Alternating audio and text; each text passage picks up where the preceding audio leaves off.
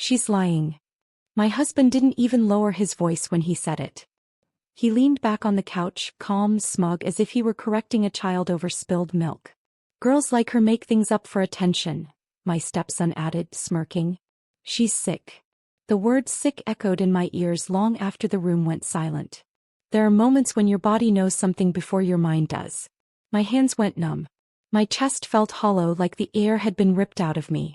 I looked at my daughter, 12 years old, knees pulled to her chest, eyes fixed on the carpet like it might swallow her whole. She didn't cry. She didn't move. Fear had frozen her in place. That was when I understood something terrifying. They weren't just accusing her. They were trying to erase her. Hi everyone. My name is Evelyn Carter. And the night my husband and stepson falsely accused my 12-year-old daughter of sexual assault, something inside me went ice cold and sharp. I didn't scream. I didn't beg. I watched. I listened. Because women like me survive by noticing what others miss. It started as concern. A family meeting. Closed doors. Carefully chosen words. My husband said it was for everyone's safety. My stepson said he was protecting the family. They spoke over my daughter, around her, past her, like she wasn't even there. When I tried to reach for her, my husband stepped between us. You're too emotional, he whispered. You'll make this worse. Worse. They told me authorities might get involved. That rumors would spread. That my daughter's future, school, friends, reputation, could be destroyed if we didn't handle this quietly. Their eyes weren't worried. They were calculating. I noticed how my stepson avoided my gaze. How my husband rehearsed his sentences. How neither of them asked my daughter a single question. That night, after everyone went to bed, I sat on the edge of my daughter's mattress. The house was too quiet. Even the walls felt like they were listening. She finally looked up at me and whispered, "Mom, they're lying. And they know it." That was the moment I stopped being afraid. Because if they thought fear would protect them, they had just made the biggest mistake of their lives. I didn't answer her right away. I pulled her into my arms instead, feeling how light she'd become, how carefully she breathed, as if even air might get her in trouble. Her body shook without a sound. That kind of quiet doesn't come from calm. It comes from learning that noise is dangerous. They said no one would believe me, she whispered. They said you'd choose them. That sentence hurt more than the accusation itself. I stayed with her until her breathing slowed, then slipped out of her room and stood alone in the hallway. The house smelled the same, clean laundry, old wood, but it no longer felt like home. It felt like a stage after the audience leaves, littered with props and lies. In our bedroom, my husband was already asleep. Or pretending to be. His back was turned to me, shoulders relaxed, peaceful. I watched him longer than I should have, replaying every moment from the past year. The sudden rules. The way my daughter was no longer allowed to be alone in the living room. The way my stepson always seemed to be there. I felt sick, not because I doubted my daughter but because I realized how carefully this had been built. The next morning my husband spoke softly, like a man offering comfort. We need to be united, he said. For the family. Family. As if my daughter wasn't part of it. He suggested therapy for her. Said it would help her remember things correctly. Said professionals knew how to handle these situations. When I didn't respond, his tone shifted. If you fight this, he warned, you'll ruin her life. That was when I understood the trap. They weren't trying to prove a lie. They were trying to exhaust me into silence. But silence is how predators survive. So that night, while they slept, I opened my laptop, created a new folder and named it one word. Truth. I didn't know yet how deep the rot went. I just knew I was done being quiet. I started small. Not because the truth was small, but because monsters reveal themselves in pieces. I checked my daughter's phone first. Every message, every app, every deleted thread. Nothing. No secret conversations. No signs of what they were accusing her of. What I did find were unsent drafts, notes she'd written to herself at night. Apologies for things she hadn't done. Promises to be better, so people would stop being mad at her. That broke something in me. Then I checked the house computer. My husband never locked it. He'd always said we had nothing to hide. What he really meant was he didn't think anyone would look. The browsing history was clean, too clean. But timestamps don't lie. Files were being accessed late at night. Settings changed. Logs cleared. Someone had learned just enough to think they were smart. My stepson started watching me then. Little glances. Fake politeness. He'd offer to help with chores he'd never touched before. I smiled back and let him think I was tired. Defeated. A mother already losing. Inside I was mapping everything. I noticed how his story changed depending on who was listening. How details shifted. How my husband filled in gaps that were never asked about. They were rehearsing but separately. That kind of coordination always slips. One afternoon while folding laundry I heard my stepson on the phone in his room. His voice dropped when he laughed. Not nervous. Not ashamed. Relieved. Yeah, she's buying it, he said. Once the mom backs off, it's done. My hands went still. The towel slipped from my fingers and hit the floor loud in the quiet hallway. His door opened a crack. Our eyes met. For a second the mask fell. That night I added a second word to my folder. Motive. Because lies this big are never just about fear. They're about control. He didn't confront me after that. Neither of them did. That was how I knew they thought they were still winning. Dinner that night felt staged. My husband asked my daughter how school was, voice overly gentle like he was performing kindness for an invisible audience. My stepson avoided looking at her completely.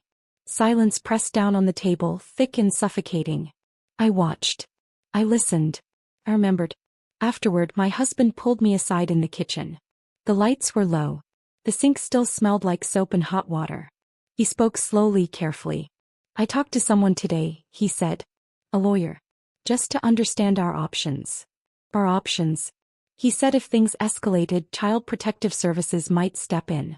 That judges were very cautious in cases like this. That my daughter could be taken somewhere safe while things were sorted out. Safe from who? He reached for my hand. I didn't pull away. I wanted him to think I was still the woman he could manage. You know I'm doing this for us, he said. That was the moment I realized something chilling. They weren't afraid of the truth coming out. They were afraid of me finding it. Later that night my daughter crawled into my bed like she used to when she was little. She whispered that my stepson had smiled at her in the hallway. Not a kind smile. A warning. I held her and stared at the ceiling until dawn. The next morning I made my first move. I scheduled an appointment, not with a therapist, not with a family friend, but with an independent child advocate. I didn't tell my husband. I didn't ask permission. When the confirmation email arrived, I didn't feel relief. I felt resolve. Because if they wanted a quiet ending, I was about to give them the loudest truth imaginable. The advocate listened without interrupting. No sighs. No raised eyebrows. Just steady eyes and careful notes. My daughter sat beside me, hands folded tight in her lap, answering questions in a small but unwavering voice. For the first time since this nightmare began, someone treated her like a human being, not a problem to be managed. When we left, the air outside felt different. Sharper. Cleaner. Like the world hadn't ended after all. That illusion didn't last. My husband noticed the shift immediately. The way I stopped explaining myself. The way I no longer asked before making decisions. That night he confronted me in the garage, his voice low and tight. You went behind my back, he said. I went in front of my daughter, I replied. His face hardened. You're being manipulated, he snapped. By her. There was. The final mask slipping. My stepson joined us, leaning against the car, arms crossed. Too confident. Too relaxed. He looked at me like I was already irrelevant. You're dragging this out, he said. People are starting to ask questions. Good. Because while they were busy watching me, they hadn't noticed what I'd been quietly collecting. Messages, inconsistencies, timestamps, recordings that contradicted their carefully rehearsed version of events. I wasn't reacting anymore. I was documenting. That night I backed everything up in 3 places. Cloud. Drive. Offline copy. I taught my daughter a simple rule. If anything happens, if anyone says anything, we write it down immediately. Before bed she asked me, are they going to win? I kissed her forehead and said nothing.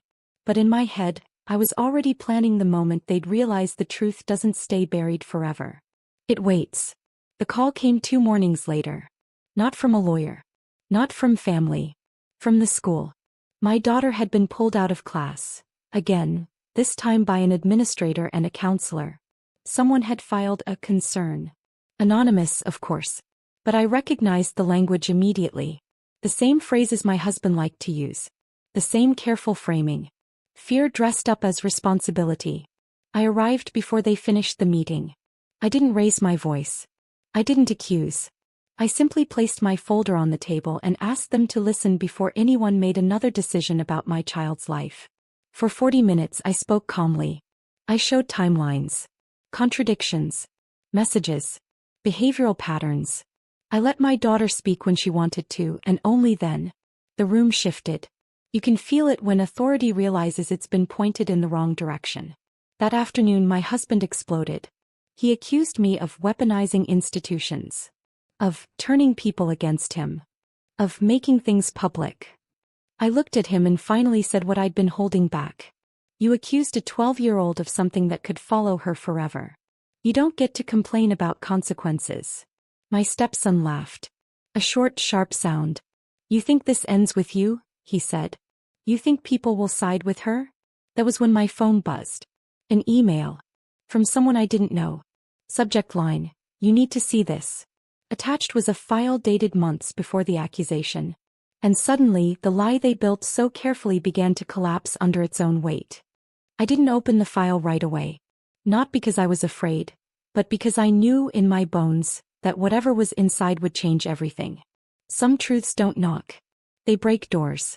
I waited until my daughter was asleep. The house was quiet except for the hum of the refrigerator and my own heartbeat. Then I clicked. It was a video. Security footage from a device I didn't even know existed. An old camera my husband had installed months ago, claiming it was for insurance purposes. The timestamp burned into the corner of the screen made my stomach drop. It showed my stepson. Alone. In the living room. Rehearsing. He practiced lines out loud. Changed wording. Corrected himself. At one point he laughed and said, "That'll sound real enough. No daughter. No incident. No crime. Just planning." I watched it twice. Then a third time, recording my screen, backing it up, saving copies with shaking hands that never once doubted what I was seeing. The next morning I didn't confront them. I forwarded the file. To the advocate, to the school, to a lawyer whose name I'd memorized weeks ago but hoped I'd never need.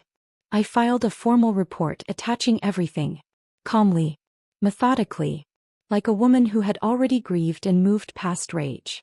When my husband realized what I'd done, his face drained of color. "This wasn't supposed to go this far," he whispered. My stepson didn't speak at all. For the first time since this began, they were silent.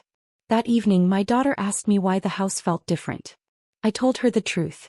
"Because lies can't breathe forever," I said. And they just ran out of air. The fallout wasn't loud. No dramatic shouting. No slammed doors. Just consequences arriving quietly one after another. My husband moved out within a week. Not because I asked him to, because the lawyer advised him to. The word investigation has a way of draining arrogance from a man's posture. My stepson stopped meeting my eyes entirely. He packed his things in silence, hands shaking, the same hands that once pointed at my child and called her a liar. The school issued a formal apology. Written.